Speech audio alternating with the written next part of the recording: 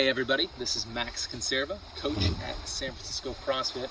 Today we're going to go over a sit-up, why we care about them, how to do them based on why we care about them, and then also every adaptation and scale that you need to have a place to get started regardless of your circumstance. So what's a sit-up, or why do we care about it?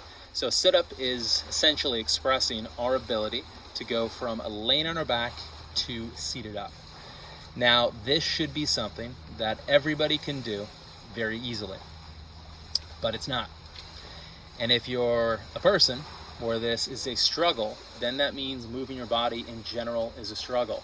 If you're laying on the ground and it's tough to sit up, that's a movement problem. This isn't a judgment statement. This is just purely a statement of you versus gravity. So wherever we are, we need to be better, essentially. So how do we decide where we're at? Well, first, let's look at what a good sit-up looks like. This is what I'd like to see from all my athletes before we take into account individual circumstances that they're working with. Okay, so our sit-up, starting in seated position, legs together, feet touching. Ideally, I'd like to see the soles of the feet touching. I can't do that because my knee won't bend there, but for you, if you can, do it. We head back down, leave the arms overhead, we can touch above us, come back up and touch the feet. That is a sit-up. You're doing a good sit-up. If you can hold this position and complete the movement. It's not very complicated, one of the least complicated movements we have. But this can get quite difficult, so let's talk about some variations. If you really struggle with this movement, we can start by just changing our leg position. Stick your legs straight out. This is totally fine. We can sit up like that to here. It makes the last little bit a little easier because we open up our hips a little bit more. That's fine. Another option of something you can do is, if that is also too difficult to sit up, one of my athletes has post-polio syndrome, so even this was kind of hard. She couldn't throw her arms that well. You can also rock with your legs a little bit. Lift your legs up, put them down, and then sit up. That's totally valid as well. That is a fine human movement. In general, another thing we can do is stick a little cushion in the small of our back. If you have an ab mat, you can use that, but I'm ghetto, I don't got one. Anything will work here. Try to get something the right size. This also works pretty well if you have low back sensitivity, because this movement does go through a lot of back flexion. So you can set this in the small of your back, and this will make the sit-up a little bit easier by putting a lever in your low back. So not a bad idea if you need one. Or, in general, wherever you do your sit-ups, make sure the surface is nice and cushy. So if you have some vertebrae that tend to stick out, you won't get any issues, if we do 50 or 100 of these. All right, so those are some basic adaptations. That's gonna get most of the people the way there. Now, if you have a more complicated problem, let's say, for example, you have a big core issue, traumatic brain injury, just too much body mass, a neurological issue, spinal cord injury, and any of these movements won't help, or maybe your lower body doesn't help at all, or maybe half of this stuff doesn't work, we're gonna go to a side sit-up. I like this adaptation a lot.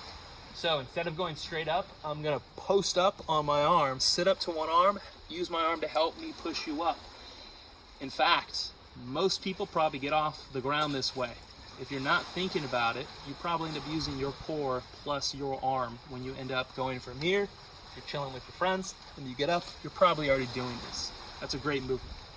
Now, if we're working on getting a strict sit-up, from here, I'd like to see you to try, if you have some kind of activation here, if this is working at some point, to lower yourself down to the top, and then you can come back up with the side sit-up. In addition to that, I always want you to alternate if you can. Other side sit-up and press, so we even things out. However, if you have a major arm injury in addition to struggling sitting up, that might not be a possibility. So we have to use the strong side, no big deal. Another thing you can do, this you can take a little equipment. If you have a weight, 10-pound weight, you can actually use this to make the sit-up easier. Some athletes with spinal cord injuries that use this to great effect. They have very little control of their abs. They're able to take this weight and throw it overhead to help drag them up. Now, that will work, but it is something you have to work on to get to work. In addition to that, if you have a spinal cord injury and your legs are not obeying you, you might need to put your feet under a weight of their own or have somebody hold them down, and potentially even strap your legs together to make them a little controllable. That's just in case your legs are not working much or at all. Okay, what else do we got? Well, we got some other adaptations here. If you have neurological conditions, using a band to help you get up can help. I have some athletes with cerebral palsy that are super tight.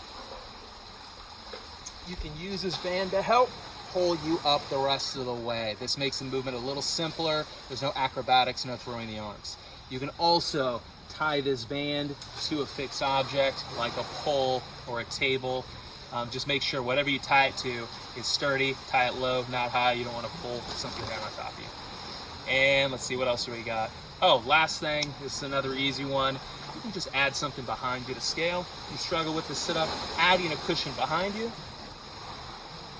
takes off the last little distance of the sit-up, makes things much easier to actually get up and get down.